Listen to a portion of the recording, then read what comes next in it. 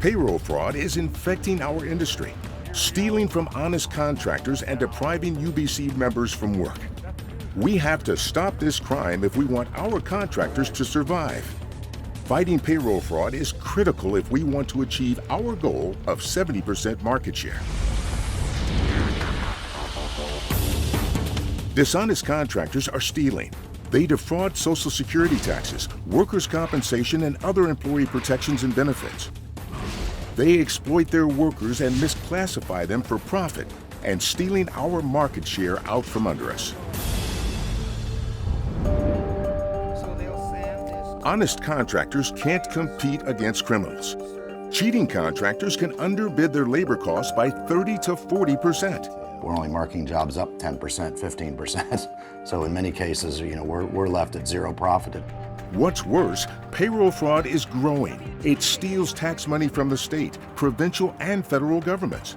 Without the government funds to build public works projects, we lose our work hours and it erodes our union market share. But the UBC is building strong in its war against payroll fraud. Our strategy? Education, legislation, and enforcement. The UBC has an information website at payrollfraud.net on the corrosive effects of payroll fraud. Our union representatives are going out and talking to contractors and construction users. The UBC is building strong with action kits for affiliates that will include videos and brochures to get the word out. Our aggressive political action is showing solid results. 107 tougher laws in 38 states promoted by UBC affiliates were passed that increase funding for law enforcement. On the federal level, we are working to strengthen enforcement laws on the books. Tennessee passed a tougher law on workers' compensation premium fraud. Due to that law, a cheating contractor had to pay a $300,000 fine, the largest single workers' compensation fine in Tennessee history.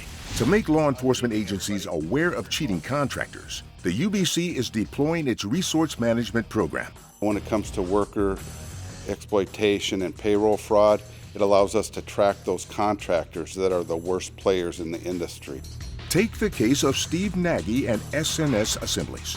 The Stephen Nagy case first came to my attention because some of my staff in Oregon were complaining about it. And they were hearing from contractors, both union and non-union contractors couldn't compete.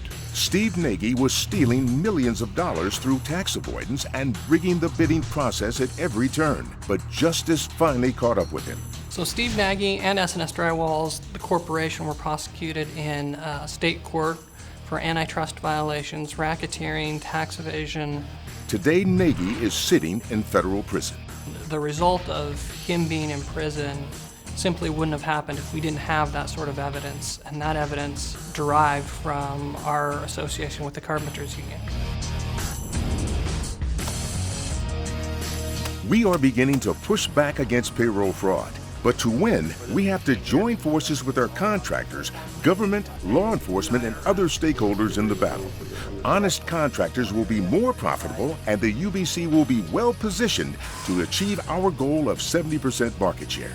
By stopping payroll fraud, the UBC is building strong, leading the way.